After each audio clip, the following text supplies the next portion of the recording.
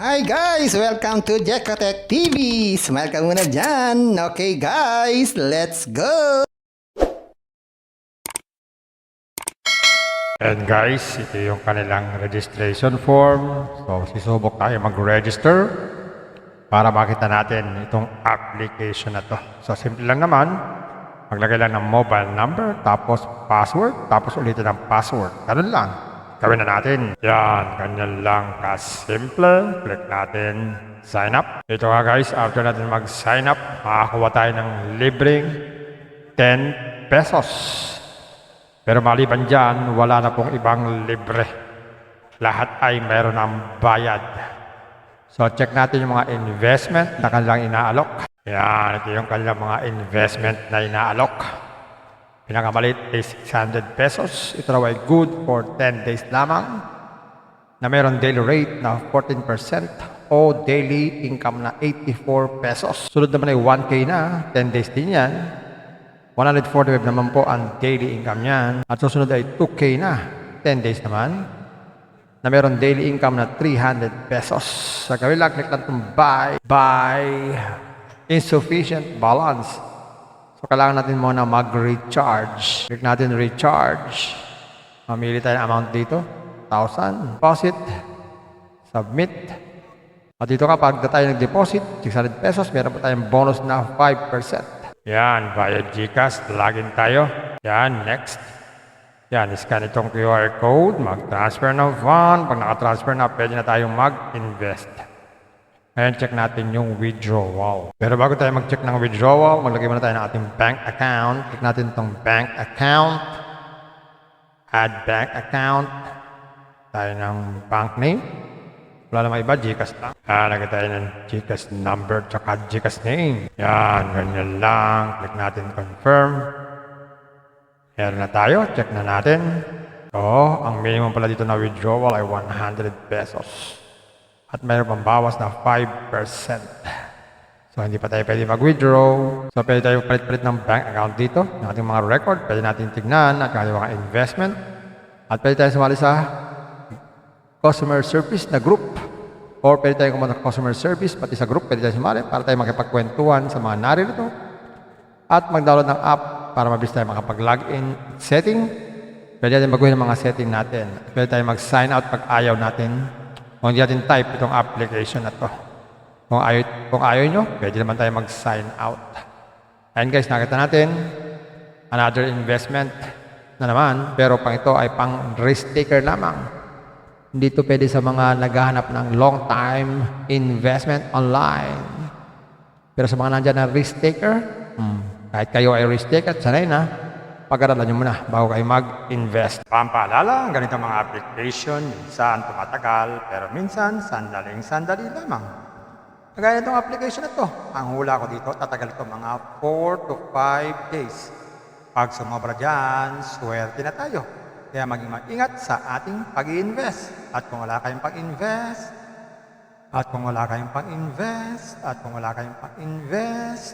Kung may free, sa free na lang muna tayo. Kung may free, sa free na lang muna tayo. At sa pampaalala, ang ganito mga application, minsan tumatagal, pero minsan sandaling-sandali lamang. Kaya maging maingat sa ating pag-invest. Paring paalala, sabi po sa 1 Timothy chapter 6 verse 10, for the love of money is a root of all kinds of evils, is true this craving that some have wandered away from the faith and pierced themselves with many pangs. Totoo po ito. Ang pera naman ay hindi masama. Yan ang ginagamit natin sa pang-araw-araw natin buhay, pambili ng bigas, ulam, sapatos at iba pa. Pero ang babala dito ay yung pag-ibig sa pera. Pag tayo po umibig na sa pera, maaari tayong makagawa ng sari-saring kasamaan. Yan po ang kinauugatan, yung ating pag-ibig sa pera. Kaya ito po ay isang babala. Dahil ang ating mga kasama natin ay nawala na sa pananampalataya. Mas pinili nilang ibigin ang pera. Hindi natin alam kung nasaan sila. Kaya pinag-iingat po tayo dito. Mag-iingat po tayo sa pag-ibig sa pera. Bye-bye. Ingat lagi sa pag-invest. Bye. Hi guys! Welcome to Jekotech TV! Smile ka muna dyan! Okay guys, let's go! And guys, ito yung kanilang registration form. So, sisubok tayo mag-register para makita natin itong application na to. So simple lang naman, maglagay lang ng mobile number, tapos password, tapos ulitin ang password. Ganun lang. Gawin na natin. Yan, ganyan lang kasimple. Click natin sign up. Ito nga guys, after natin mag-sign up, makakuha tayo ng libreng 10 pesos. Pero maliban dyan, wala na pong ibang libre. Lahat ay meron ng bayad. So check natin yung mga investment na kanilang inaalok. Yan, ito yung kanilang mga investment na inaalok. Pinakamaliit ay 600 pesos. Ito raw ay good for 10 days lamang. Na meron daily rate na 14% o daily income na 84 pesos. Sunod naman ay 1K na, 10 days din yan. 145 naman po ang daily income niyan. At susunod ay 2K na, 10 days naman. Na meron daily income na 300 pesos. Sa gawin lang, click lang itong buy insufficient balance. So kailangan natin muna mag-recharge. Click natin recharge. Mamili tayo ng amount dito. 1,000. Deposit. Submit. At dito kapag tayo nag-deposit, 600 pesos, meron pa tayong bonus na 5%. Yan, via GCash, login tayo. Yan, next. Yan, scan itong QR code, mag-transfer ng fund. Pag naka-transfer na, pwede na tayong mag-invest. Ngayon, check natin yung withdrawal. Pero bago tayo mag-check ng withdrawal, maglagay muna tayo ng ating bank account. Click natin itong bank account. Add bank account. Tayo ng bank name. Wala naman iba, GCash lang. Lagay tayo ng GCash number tsaka GCash name. Yan, ganyan lang. Click natin confirm. Meron na tayo. Check na natin. So, ang minimum pala dito na withdrawal ay 100 pesos. At mayroon pang bawas na 5%. So, hindi pa tayo pwede mag-withdraw. So, pwede tayo palit-palit ng bank account dito. Ng ating mga record. Pwede natin tignan at ating mga investment. At pwede tayo sumali sa customer service na group. Or pwede tayo kumunta sa customer service, pati sa group, pwede tayo sumali para tayo makipagkwentuhan sa mga naririto. At mag-download ng app para mabilis tayo makapag-login setting. Pwede natin baguhin ang mga setting natin. Pwede tayo mag-sign out pag ayaw natin. Kung hindi natin type itong application na to. Kung ayaw nyo, pwede naman tayo mag-sign out. Ayan guys, nakita natin another investment na naman. Pero pang ito ay pang risk taker lamang.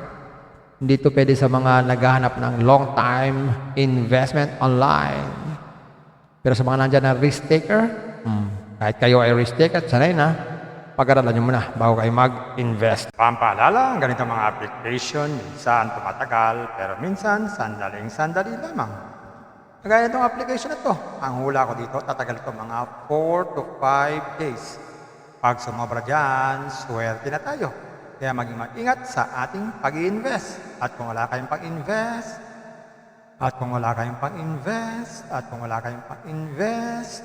Kung may free, sa free na lang muna tayo. Kung may free, sa free na lang muna tayo. At sa pampaalala, ang ganitong mga application, minsan tumatagal, pero minsan sandaling-sandali lamang.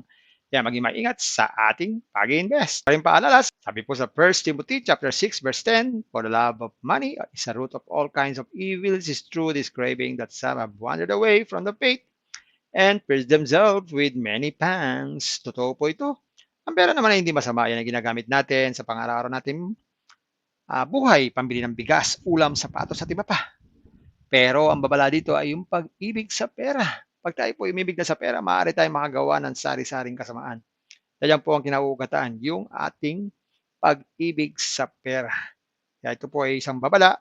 Dahil ang ating ibang mga kasama natin ay nawala na sa pananampalataya. Mas pinili nilang ibigin ang pera. Hindi na natin alam kung nasaan sila. Kaya pinag-iingat po tayo dito. Mag-iingat po tayo sa pag-ibig sa pera. Bye-bye. Ingat lang sa pag-invest. Bye. Hi guys! Welcome to Jekotech TV! Smile ka muna dyan! Okay guys, let's go! And guys, ito yung kanilang registration form. So, sisubok tayo mag-register para makita natin itong application na to. So, simple lang naman. Maglagay lang ng mobile number, tapos password, tapos ulitin ang password. Ganun lang. Gawin na natin. Yan, ganyan lang kasimple. Click natin sign up. Ito nga guys, after natin mag-sign up, makakuha tayo ng libreng 10 pesos. Pero maliban dyan, wala na pong ibang libre. Lahat ay meron ng bayad. So check natin yung mga investment na kanilang inaalok. Yan, ito yung kanilang mga investment na inaalok. Pinakamaliit ay 600 pesos. Ito raw ay good for 10 days lamang. Na meron daily rate na 14% o daily income na 84 pesos. Sunod naman ay 1K na, 10 days din yan. 145 naman po ang daily income niyan. At susunod ay 2K na, 10 days naman. Na meron daily income na 300 pesos. Sa kabila, click lang itong buy insufficient balance.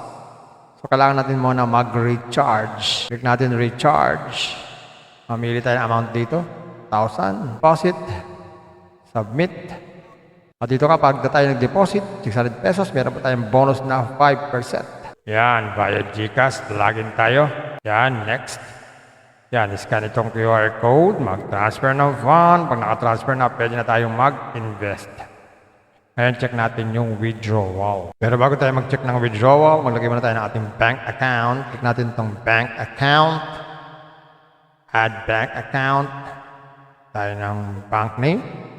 Wala namang iba, GCash lang. Lagay tayo ng GCash number tsaka GCash name. Yan, ganyan lang. Click natin confirm. Meron na tayo. Check na natin. So, ang minimum pala dito na withdrawal ay 100 pesos. At mayroon pang bawas na 5%. So, hindi pa tayo pwede mag-withdraw. So, pwede tayo palit-palit ng bank account dito. Ng ating mga record. Pwede natin tignan at yung mga investment. At pwede tayo sumali sa customer service na group. Or pwede tayo kumunta sa customer service, pati sa group, pwede tayo sumali para tayo makipagkwentuhan sa mga naririto. At mag-download ng app para mabilis tayo makapag-login setting. Pwede natin baguhin ang mga setting natin. Pwede tayo mag-sign out pag ayaw natin. Kung hindi natin type itong application na to. Kung ayaw nyo, pwede naman tayo mag-sign out. Ayan guys, nakita natin. Another investment na naman. Pero pang ito ay pang risk taker lamang. Hindi ito pwede sa mga naghahanap ng long-time investment online.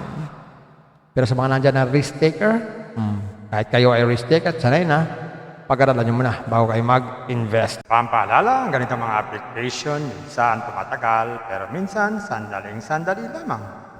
Kagaya itong application na to, ang hula ko dito, tatagal ito mga 4 to 5 days. Pag sumobra dyan, swerte na tayo.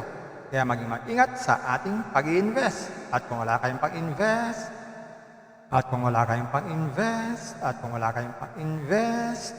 Kung may free, sa free na lang muna tayo. Kung may free, sa free na lang muna tayo. At sa pampaalala, ang ganito mga application, minsan tumatagal, pero minsan sandaling-sandali lamang.